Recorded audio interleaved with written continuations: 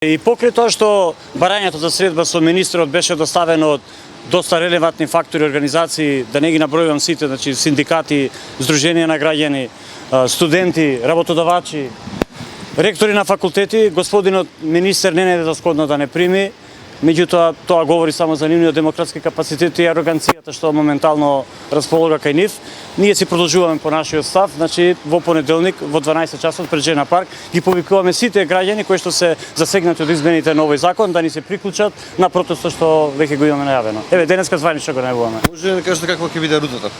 Рутата е планирана, значи од Жена парк пред собрание се поминува покрај Министерството за труд и социјална политика и завршува пред владата на Република Македонија.